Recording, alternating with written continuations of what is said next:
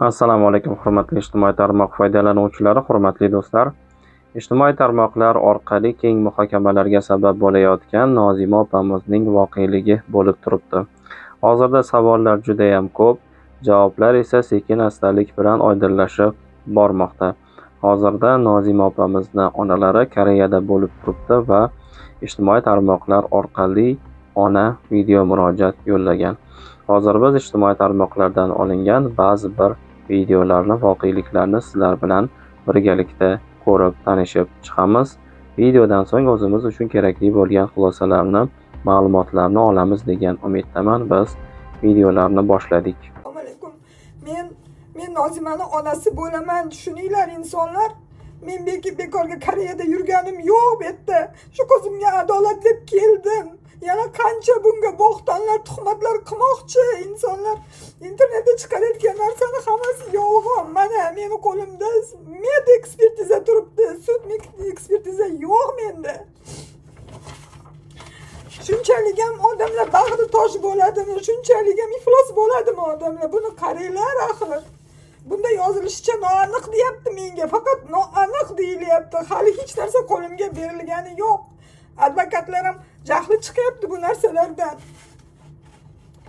Birinchi bo'lib ona bo'lib turib menga beriladi. Tushuninglar, faqat menga beriladi bu narsa. Men onasiman. Men begona inson emasman bolam uchun. Onasiman men. Menga advokatlar orqali taqdim qilinadi bu narsa. Undan keyin men hammaga ko'rsatib beraman buni. Majbur qilmanglar meni, iltimos sizlardan. Shuncha bu videoyim ayrim bir blogerlarga, ya'ni Koreyadagi mavzuni bo'ldi, to'xtatinglar, go'rda tinch yotsin, o'lib ketdi, deyotgan odamlar. Agar o'sha qizni o'rnida sizni farzandingiz bo'lganida, singlingiz bo'lganida, yo yaqinlaringiz bo'lganida, hozir siz bizlar bilan yelkama-yelka turib kurashayotgan bo'lardingiz. Misol uchun, menga Nozima hech kim. Shunchaki u O'zbekiston fuqarosi, u o'zbek qiz, musulmon qiz. Bo'ldi, men shu narsani bilaman. Endi go'rda tinch yotsin deyapsizlar, ayrimlar. Go'rda shu tinch yotishi uchun ham uni qotillarini topish kerak. U просто tak o'lib qolgani yo'q, uni o'ldirishdi. Sal kengroq fikrlaylar. Mana shu tor fikrlaydigan insonlar mana shunaqa deydi. Bo'ldi, o'lib ketdi. Yo'q, unaqada nima? U qotillik bilan o'lib ketgan bo'lsa bo'ldi, mujunga hech kim chora ko'rish kerak emasmi? Indash kerak emasmi? Ko'z yumish kerakmi? Shuni o'rnida sizlar agar yaqin insoninglar bo'lganda, sizlar hozir bunaqa gap gapirmayotgan bo'lardinglar. Xullas, bunaqa kalta fikrlamanglar. Nozimani onasi Feruz opani Koreyada ichkariga olib kirib ketishib 4 soat davomida tergov qilishgan.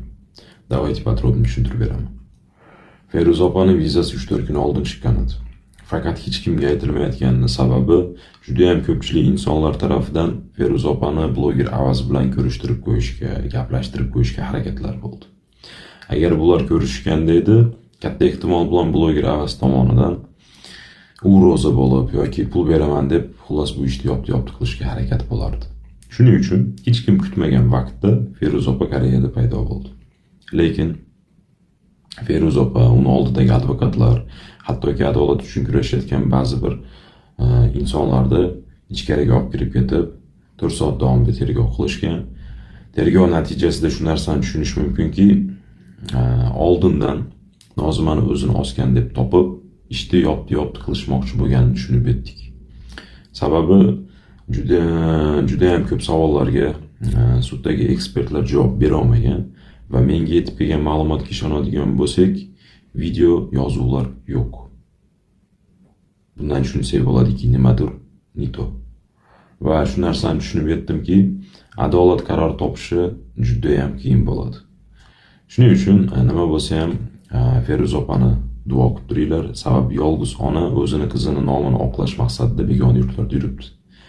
Bizga chiqqan protiv insonlar bo'lsa, necha yillardan beri Koreyada yashashadi, местный bo'lib ketishgan, tanish bilishi bor va ular juda ham ko'pchilik. Shuning uchun opamizni duo qilib tursanglar, Xudo xolasa hammasi yaxshi bo'ladi. Nozimani ishi nima bo'ldi? To'xtab qoldimi? Qanaqadir yangilik bormi? Nimaga oxirgi mahal daliluzcha oxiri internetda ko'rinmay qoldi degan savollar hech qanday juda ham ko'payib ketibdi. Shularga общий qilib turib, qisqacha ma'lumot sifatida gapirib o'tib ketaman. Nozimani ishi to'xtab qolgani yo'q. Hamma o'zini ishini qilyapti. Dalil.uz Javohir aka jurnalistik surishtiruvni olib boryapti. Advokatlar, yuristlar dokumental ish bo'yicha ishlashyapti. Men bloger sifatida qanaqadir ma'lumot bo'lib qolsa internetda ko'rsatib, o'zimni shaxsiy fikrimni bildirishga harakat qilyapman. В любом случае bu ish to'xtab qolgani yo'q. Bu o'z nomi bilan jinoiy ish bo'lgandan keyin bu bir kun, 2 kun yoki 1 oy, 2 oyda hal bo'lib qoladigan narsa emas. Bunga misol qilib keltirib beradigan narsam bir ayolda Nozimani ishiga o'xshash bir voqea bo'lgan. Bu ayol o'zini qizini nomini oqlash uchun 6 yil davomida kurashgan. 6 yil deganda o'zini qizini nomini oqlab sudda yutib chiqqan ekan. Endi Nozimani ishi jabni 6 yilga cho'zilib ketmaydi-yu, xudo xolasa qisqa vaqt ichida hal bo'ladi.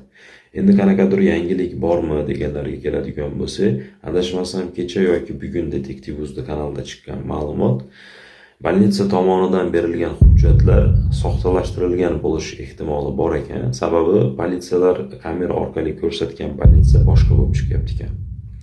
Xullas, shunchaki sabr qilib kuzatib tursanglar, qanaqadir ma'lumot bo'lib qolsa, iloj boricha tezroq sizlarga ko'rsatib berishga harakat qilamiz. Bloger Avaz, bu inson shu darajada mazg'ub inson ekan, buni qilgan pastupasini gapirib bersam, erkak bo'lmay o'l deb oraslar borib. Bu o'zini o'zi sharmanda qilib, o'zini o'zi tupikka tiqib oladigan inson ekan, to'g'risi gap. Давайте подробнее gapirib beraman. Ertaman turib Telegramni qarasam, ko'tidagi shaltagini tuzukurik artolmaydigan bir Bedapress degan kanal bor. Meni rasmimni qo'yib turib, biroda ayoli bilan gaplash senga qopdimi deb turib provokatsiya qilib turib rasm joylashtirib qo'yibdi. Endi meniki osilib kayf qilayotgan bo'lsa, darsh kayfini qilsin deb turib ofitsialni o'zim ruxsat berib qo'yganman bularga. Shunga bularni postiga e'tibor bermadim. Lekin lichkamga birov rasm jo'natgan. O'sha Avazda ayolini yarim yalang'och rasmini jo'natgan. Avazda ayoli deb turib eng kamiga Telegram akkauntini udalib tashlagan. Oradan 7 minut 8 minut vaqt o'tgandan keyin yana xuddi shu rasmlarni boshqa akkauntdan jo'natganda yana akkauntni o'chirib tashlagan. Keyin o'ylanib turib bu ayolni yarim yalang'och rasmini internetga tarqatib, nomini qoralab, nimaga erishmoqchi bular desam, bilan Avaz mazg'a yo'q, tapishga bo'la. O'zing sharmanda qilyapsan ekan-ku. Hozir bu ayolingning nomi qoralanadigan bo'lsa, bu ayolingni itam tanimaydi-da qiziga. O'ranib yurgan bo'lsa, tim bo'li hech kim tanimaydi. Seni pashti 1,5 million, 2 million odam taniydi. Odamlar nima deb gapiradi? Bloger Avazda ayol ekan, guldek ayolini yo'lga sololmagan ekan, 100 gram go'shtini osiltirib olib, bitta ayolni eplolmagan ekan deb seni o'zingga minus bo'ladi-yu, o'zing sharmanda qilasan-ku. Yo, mayli o'zingni o'ylamasang ham, bila o'zingni najasingdan paydo bo'lgan farzandingni o'yla hatyobi. Ertaga bolang katta ishi bor, yonida do'sti bo'ladi, dushmani bo'ladi. Men fohishani bolasi-yu degan gap qanaqa o'g'il bolaga og'ir botishini bilasanmi sen? Yo, bilay, bitta xotinni eplolmagan bo'lsang to'g'ri tushunaman, ikkitasini eplolmagan bo'lsang to'g'ri tushunaman. Bila shu kungacha 3 ta ayol eplolmabsan sen. O'zingga o'zing hech savol berib ko'rdingmi? 3 ta ayol eplolmadim. Qayerdadir xatoyim bor shekilli, qayerdadir nito ish qilyapman shekilli deb o'zingga o'zing savol berib ko'rmadingmi? Dashi hatto kargi billa oshxona ochgan sheriklaringgacha kim Baxtiyor ekan, Bahrom ekanmi, kim shulargacha 50 dan oshgan odamlar senga aytgan ekan-ku. Olgan bo'lsangiz o'tmishini bilib olgansiz. Nima qilasiz buni o'tmishini tiklab boshqa qilib, normal yo'lga solib darsh qaramaysizmi bu qizga deb turib senga to'g'ri maslahat berishgan ekan-u. Endi bu narsadan seni xabaring yo'q, seni yoningdagi itlar seni nomingni oqlash uchun qilyapti deb gapiray desam, qizlar bilan yozishgan SMS'laringni ko'ryapman bila. Eshakdek kutib turib yozib qo'yibsan. Ayolimga javobini beraymi, boshqa qilaymi, sigara chekyapti, u qilyapti deb hayotingda ko'rmagan qizlaring uchun o'zingni farzandingni onasini yomonlab o'tiribsan, bila. Yo'q. Sigara chekayotgan bo'lsa nushto. Sigara chekayotgan bo'lsa, demak sen ayolingni eplolmayapsan, to'g'ri yo'lga sololmayapsan bila. Qo'lingdan kelmayapti ekan bu narsa. Demak, ayb senda, ayolda emas. Tushunyapsanmi? Bila sen haqingda gapiraman deydigan bo'lsam, qo'limda shunaqangi bir dalil isbotlar bilan shunaqangi materiallar bor bila. Bir 7 ta 8 ta sen haqingda materiallar bor. Birovni ugroza qilib turib yozilgan голосовойlaringdan tortib birovni mana qilib yig'lab turib berasan, mana qilib gapirib bermasang ehson yiqilmaydi degan g'alasovoylaringgacha bor. Shu odamlarni kallasi yaxshi ishlagan ekan, vaqtida seni ovozlaringni yozib olishgan ekan. Mana bu fleshkaga seni materialingni to'playapman. Nimaga? Seni qanaqaligingni bilganim uchun. Koreyada ko'rdim, Umid bolam, Ulug' bo'ladimi, nechta bolalarni zaявление yozib qamatib yuborganingni ko'rdim. Seni deb turib Koreyaga qaytib bora olmaydigan insonlarni ko'rdim. Ana bittasi Qozog'istonda yurgan bo'lsa, bittasi Amerikada yuribdi. Mana shu yozuvchiligingni bilganim uchun ertaga vdrug meni ustimdan bu yozib beradigan bo'lsa, sudga borganda po faktu buni kimligini ko'rsatib beray deb turib, ataylab fleshkaga to'playib yuribman materialingni, internetga ham chiqarmasdan. Yo, mabodo agar Instagramim vizlon bo'lib nimadir bo'lib qolsa, kattaroq kanallarga chiqaraman deb turib atay ushab turibman. Ya'ni men seni qanaqaligingni prekrasno bilaman. Sen haqingda video rolik qilib chiqarayotgan bo'lsam, buni ikkita sababi bor. Birinchisi, men seni xalqqa sharmanda qilib, oldingi istoriyalaringni gapirib beryapman, to'g'rimi? Sen meni videoyimni ko'rib turib, o'zingni xatoyingni tushunib yetgan, men senga ko'zgu sifatida turib beryapman. Shu o'lib ketgan Nozimani onasi Feruz opani ichidan nima o'tganini tushunib yetgan. Shu ayol his qilgan narsani sen ham his qilib ko'rgin. Va bu ayolga nisbatan haqiqatdan nohaqlik qilgan ekanman, bekor sharmanda qilgan ekanman degan narsani miyangdan o'tkazgin deb turib qilyapman bu narsani. Ikkinchi sababi qaysidir ma'noda ba'zi bir insonlarni men gunohdan saqlab qolyapman. Chunki ba'zi bir insonlar seni payg'ambarlarga tenglashtirib yuboryapti. Tavba qildim, astag'firulloh. Bu ham bizga o'xshagan oddiy inson, bu ham xato qiladi, gunoh qiladi, bizga o'xshab boqqa botadi bu ham. Ehson qilyapti degani, do'ppi kiyib ol degani, farishta degani emas, ko'zingni ochish deb turib qilayotgan narsa.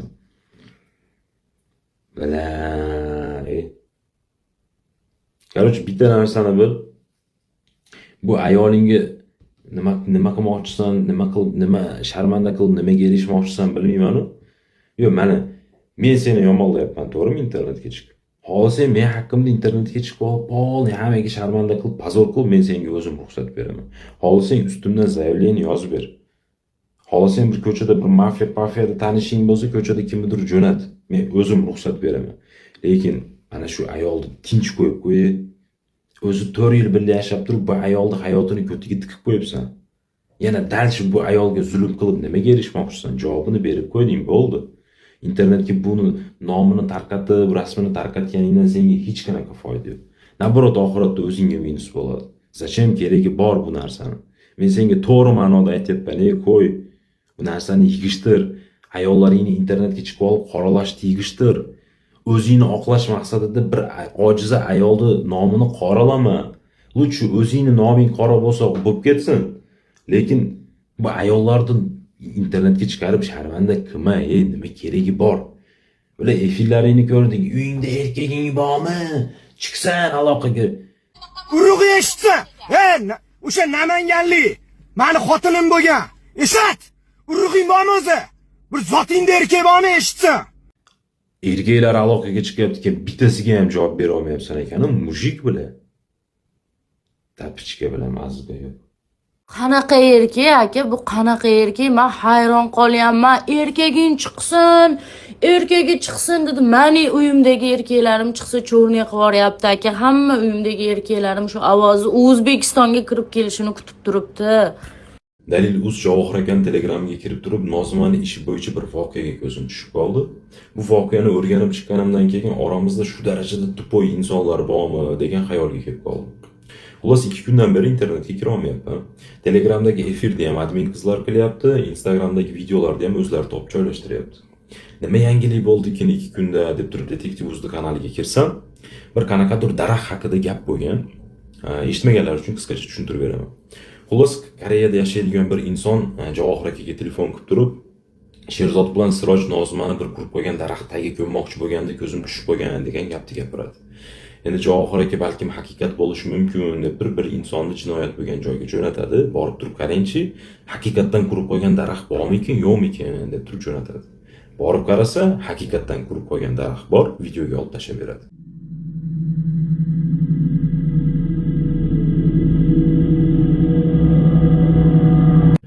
Keyin Javohir aka uni gruppasida o'zini kuzatib borayotgan insonlarga gapirib beradi. Gapirib berganda bir ayol chiqadi-da, marhumani men yuvayotganimda haqiqatdan oyog'ida turpoq bilan qum bor edi. Bu voqea rost bo'lishi mumkin degan gapni gapiradi. Eng qizig'i, bizga protiv chiqayotgan kanallar, ya'ni bir Beta Press degan kanal bor. Mana shu kanalning ichida bir ongi past bitlikda insonlar bor. Mana shu insonlar fikr bildiradi efirda. Biz Javohirning ustidan 2-3 kundan beri kulib o'tiribmiz. Qanday qilib 8-etajdan Nozimani o'ligini 1-etajga olib tushadi-da, keyin yana qanday qilib tepaga olib chiqadi degan gapni gapiryapti. Ongi past qanday olib tushgan bo'lsa, shunday olib chiqadi. Keyin bu daraxt masalasini haqiqatga rost bo'lishi mumkinligini po faktu men senga keltirib beraman. Xo'p, biz Nozima kvartirada o'zini osganligini kimdan eshitganmiz? Gumondor shaxs Sherzoddan eshitganmiz. Kecha kuni kechqurun bitta qiz o'zini osib qo'ydi. Qanaqadir davlat xodimi, politsiya yoki больница xodimlari Nozima kvartirada o'lganligiga guvohlik bera oladimi? Bera olmaydi, конечно, chunki ular kelmagan. Kelishini kutib o'tirmaganda ular mashinaga solib skoriga olib borishgan. Sherzodlar o'zlari больницаga ko'tarib olib borishgan. Keyin hech e'tibor berdinglarmi? Sherzod bizga 1 oymi 2 oy oldin Nozimani pichoq ko'tarib Sherzod orqasidan quvlab yurgan videosini qo'yib bergan. O'zimni ko'rsatmayman, tashab Вот интересно, eng qizig'i bu video qachon olingan ekan degan savol keldimi sizlarga? Nozima pichoq ko'tarib Sherzod orqasidan quvlab yurgan bo'lsa, shu mahal Sherzod qochib ana shu qurib qo'ygan daraxt oldigacha qochib kelgan bo'lsa, keyin o'zini himoya qilish maqsadida Nozimani urib yoki bo'g'ib hushidan ketkizib qo'ygan bo'lsa, вот shunda Nozimani buni shu holatda singan bo'lish ehtimoli bor. Va tabiiyki bu joyga уже politsiya ham, больница ham chaqira olmaydi. Sababi bu keladigan bo'lsa 100% уже Sherzodning bo'yniga ilinadi bu narsa. Shundan keyin qo'qib ketishgandan keyin Nozimani mashinaga solishgan. Nima qilamiz? Давайте Nozimani o'zini osgan deb topamiz deydi. Sahnalashtirish maqsadida уже kvartiraga boshqa qiz bilan kirib chiqadi, kameraga yozilib qolish uchun. Вот shuning uchun Feruz opa video yozuvdagi qizni meni qizim emas deb turib gapiryapti. Va kvartirani urush janjal bo'lgandek qilib ko'rsatib, o'zini osmagan deb gapiramiz deb turib bardak holatiga keltiradi. Va kvartirani holatini ko'radigan bo'lsa, более серьезный жесткий urush janjal bo'lganligini ko'rishimiz mumkin. Va savol paydo bo'lyapti. Неужели shu darajada жесткий urush janjal bo'ladi-da, birorta qo'shnisi bu narsani eshitib turib politsiya xodimiga telefon qilib qo'ymagan bo'lsa? Mayli o'lib ham ketsin, bu qo'shnilarini karakan soqov ekan deb tasavvur qilaylik, yoki bu kvartirani shuma izolyatsiyasi shu darajada kuchli ekan deb tasavvur qilaylik. Sherzodning aytishi bo'yicha Nozimaga qo'l ko'tarmagan. Lekin biz bitta videosini ko'ryapmiz, ko'chada hammani ko'zini oldida Nozimani urib oqizib qo'yapti.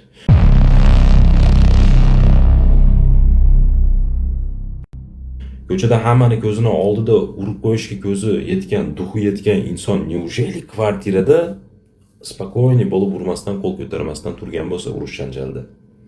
Va keyin biz videoda ko'ryapmiz, Nozima pichoq ko'tarib Sherzod orqasidan qulaganiga qaraganda, bu qiz o'zini haqqini talab qilib oladigan, birovga o'zini xafa qildirib qo'ymaydigan qiz. Erkak sifat qiz. Nimaga mana shu kvartirada urush janjali bo'layotganda Nozima pichoq ko'tarib o'zini haqqini so'rashga talab qilmadi, o'zini osib olishga harakat qildi. Cho'ta nimadir nito va o'zlarini gapi o'zlariga protiv ishlayapti anchadan beri, sezyapsizlar. Isroil. Mana hurmatli do'stlar, videolarni birgalikda ko'rib tanishib chiqdik. O'zimiz uchun kerakli bo'lgan xulosalarni chiqardik degan umiddaman. Albatta, bo'lib o'tayotgan bu voqelik yaqin kunlar ichida o'z yakuniga yetadi. Savollar javobini topadi. Aybdorlar bo'lsa, albatta aybdorlar javobgarlikka tortiladi degan umiddamiz. E'tiboringiz uchun rahmat. Kelgusi videolarda sihatlikda, salomatlikda diydorlashish barchamizga nasib qilsin. Sog' va salomat bo'ling.